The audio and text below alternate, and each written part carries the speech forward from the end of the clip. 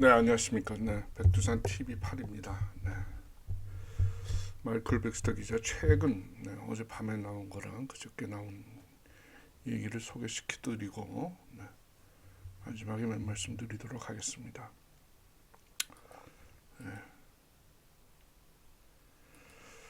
자, 미국 내 상황과 세계적인 상황, 트럼프 대통령의 당선 이후에 그런 상징적인 사건이다를 다루고 있다. 그 두 건입니다. 첫 번째, 유럽 우크라이나에서 일어난 일입니다.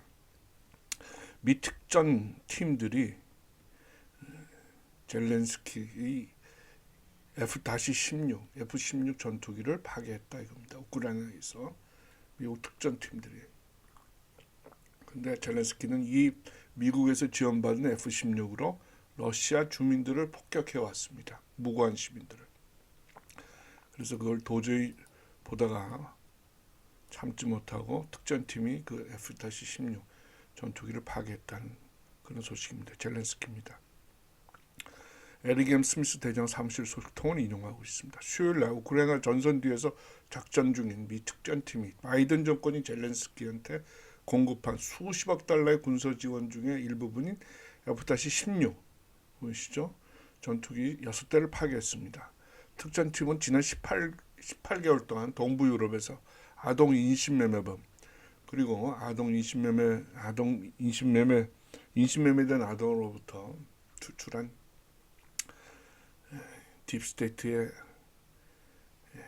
마약 같은 그런 액체 처리 시설을 추적해 왔습니다. 화요일 밤 모든 활동을 중단하고 우크라이나 남부 전선에서 35마일 떨어진 돌킨트 세버 공군기지로 즉각 이동하라는 긴급 명령을 받았습니다. 특전팀이.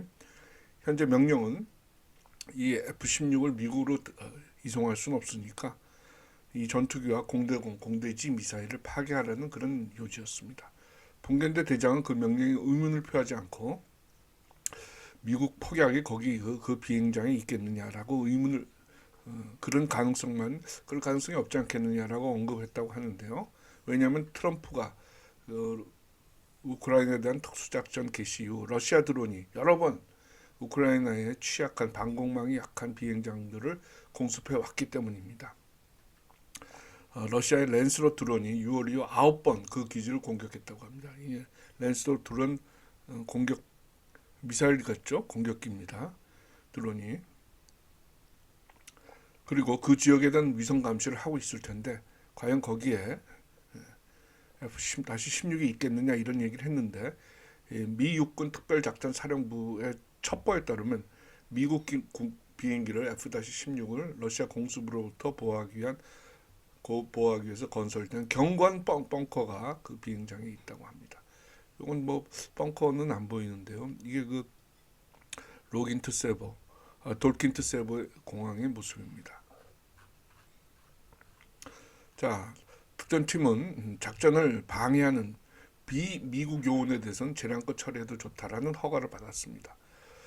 트럼프 대통령의 공식적인 복귀가 이 임무에 영향을 줬느냐는 질문에 스미스 대장은 F-16 여러 대가 러시아 마을에 산탄식 소위탄을 투하하고 있다는 화이트 정보가 있은 지 2주 만에 그 계획을 짰다.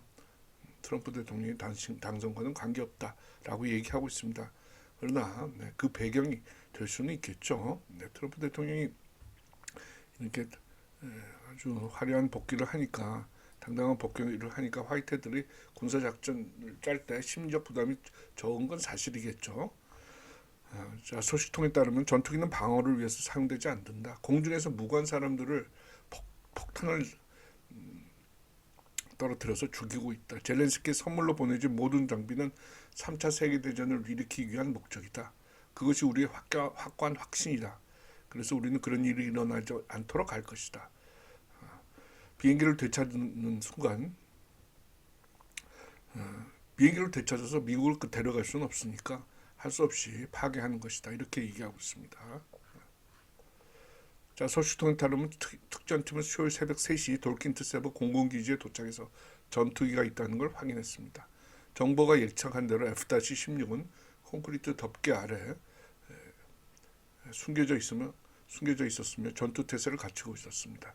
연결 부위에, 그러니까 비행기 아래 이렇게 폭탄이나 미사일을 싣는 그런 연결 부위 아래는 추가 연료 탱커, 미국제 AM 9X 사이드와인더 AM 120C 암램 미사일, 이게 120C 암램 미사일입니다.를 장착하고 있었습니다. 그리고 두 기는 비행기 전투기 두 대는 공대지 무기 마크 82, 마크 84 폭탄, 그리고 CBU 87 산탄, 이게 소위탄인 모양이에요.를 부착하고 있었습니다. 활주로에는 우크라이나 육군 보병과 50, 이게 지금 자동 기관총입니다. 이거 같은 중화기를 부착한 변형된 화물 트럭에 군사 용어로는 테크니컬이라고 그러네요. 그 한 대가 활주로를 지키고 있었습니다. 운전자와 사수가 차가운 밤 공기에 호흡을 내쉬며 앞좌석에 외관상 자는 것처럼 보였는데 쉬고 있었다고 합니다. 특전팀 그들을 제거하고 전투기 대피소를 순찰하는 경비 7명을 조용히 또 무력화시키고 폭약을 배기구와 조종석에 넣어서 폭파시키고 제트 연료를 점화시켜요. 그 화염으로 완전히 전투기를 못쓰게 만들었습니다. 작전 보고서에 따르면 특전팀은 무기고에도 들어가서 공대공 미사일 수십 기, 수천 발의 공대지 폭탄을 파괴했다고 합니다. 파괴는 주변 피해를 최소화하기 위해서 사람이 혹시 우리 팀들이 있을까봐 원격으로 조정해서 파괴했다고 합니다. 그리고 전화번호도 남겼다고 합니다. 이건 좀 코믹스러운데요. 이 기사가 진짜인지 가짜인지 다시 고개를 갸웃거리게 하는 내용인데, 전화번호도 남겼는데 왜 전화번호를 남겼냐면 젤렌스키가 이 작전이 푸틴이 아니라 미국이 했다는 것을 알기 위해서 콜링카드, 전화번호를 남겼다고 합니다. 그리고 또 하나는 젤렌스키가 이 미국에서 지원받은 전투기로 무엇을 하고 있다는 걸 미국 측이 알고 있다, 화이트햇이 알고 있다는 것을 알려주기 위해서 전화번호를 남겼다고 합니다. 어떻습니까? 믿을만 합니까? 네. 어쨌든 간에 소식통에 따르면 F-16은 여러 번 러시아 영공에 침투해 국경 인근말에 사는 주민과 어린이들에게 폭탄을 떨어뜨렸다고 합니다. 근데 러시아 통합 방위망이 어떻게 그걸 탐지 못해서 공격을 못했는지는 불분명하다고 합니다. 이게 이제 통합 방위망입니다. 비행기 같은 것이 날아오면 이동 레이더 혹은 고정 레이더 해서 그걸 탐지해서 이런 군사 시설에 비행기나 미사일한테, 이동식 미사일 발사대한테 그 작전명을 내리고 파괴 명령을 내리는 거죠. 네. 작전은 성공했으며 파괴된 비행기는 바이든이 제거한 비행기 일부분이라고 합니다. 나머지도 찾아서 복귀시킬 수 없기 때문에 파괴할 수밖에 없다, 이렇게 얘기합니다. 폭탄도 마찬가지로 파괴할 것이다, 이렇게 얘기하고 있습니다. 자, 트럼프 대통령의 당선으로 우크라이나 전쟁은 아마 끝날 가능성이, 곧 종식될 가능성이 매우 높습니다. 우크라이나에 대한 무기 지원도 하지 않을 것이고 재정 지원도 하지 않을 것이고, 아마 미국의 그런 움직임에 나토도 추종하지 않을 수 없을 겁니다. 그렇게 되면 우크라이나의 전쟁은 곧 끝날 가능성이 매우 높다, 이렇게 우리가 짐작할 수 있습니다. 괜히 거기에 우리가 말려들 필요 없습니다. 우크라이나를 지원한다든지 젤렌스키를 지지한다든지 그런 외교적 행보는 국제 시류를 잘못 읽는 겁니다. 자, 해리스 참패 후 딥스테이트들이 패닉하고 있다, 아주 공황 상태에 빠졌다라는 기사입니다. 7일에 나왔는데요. 해리스 M. 스미스 대장 사무실 소식통을 인용하고 있습니다. 대표적인 인물로 해리스의 부통령 후보였던 월츠를 거명하고 있습니다. 화요일 정치적 패배의 충격파 이후 범죄적 민주당 인사들이 미국에서 탈출할 것이냐, 아니면 트럼프한테 용서를 구할 것이냐, 수사하지 말아달라고 용서를 구할 것이냐 라고 설왕설래하고 있다고 합니다. 트럼프 대통령이 47대 대통령 당선 연설을 한 후 해리스의 부통령 후보 팀 월츠는 정치적 동지들, 민주당 의원들한테 전화를 걸어서 훌쩍이며 아주 굴욕적인 모습을 보였다고 합니다.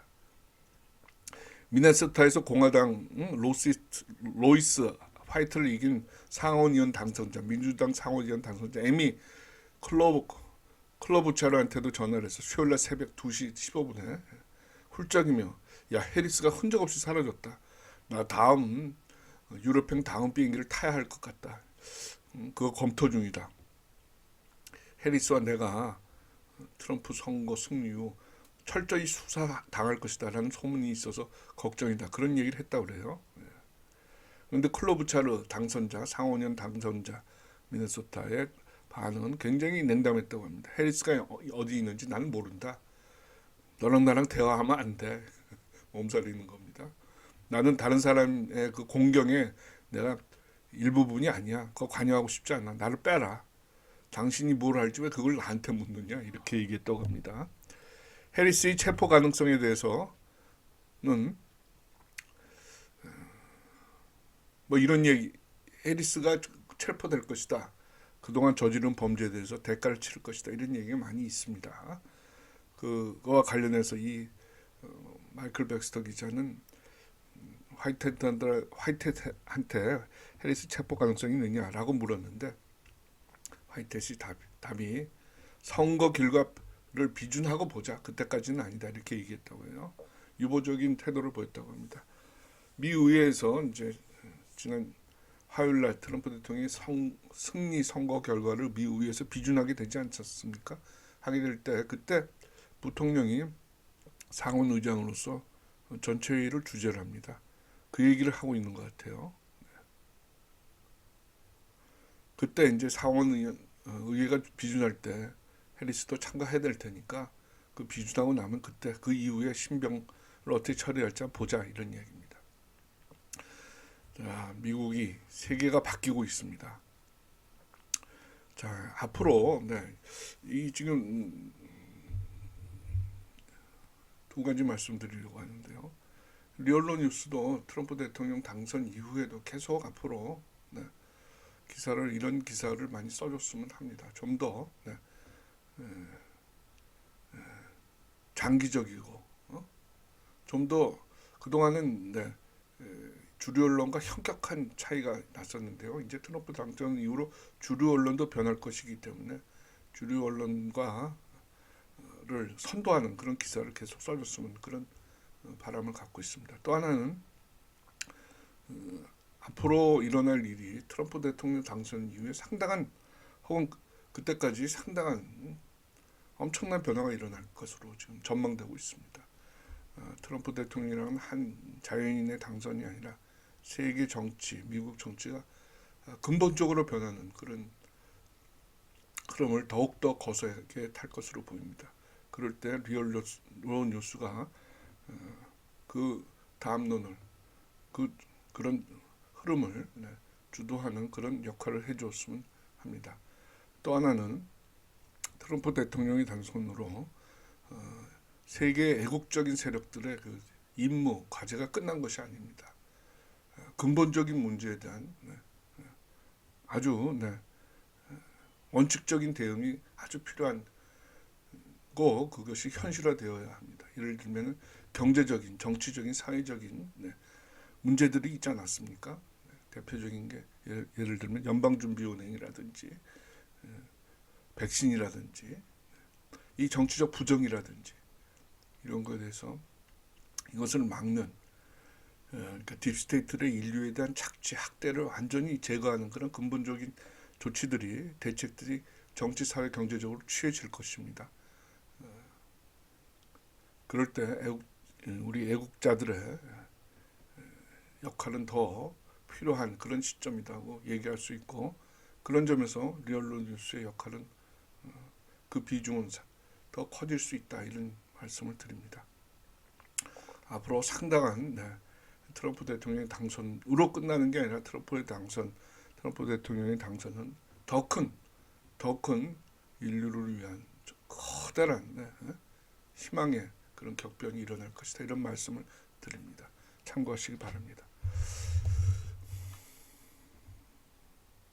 앞으로 계속 중요한 얘기를 보내드리도록 하겠습니다. 백두산 TV 8이었습니다. 구성이었습니다. 많이 구독, 좋아요, 공유, 알림 부탁드리겠습니다. 다음 시간에 뵙겠습니다.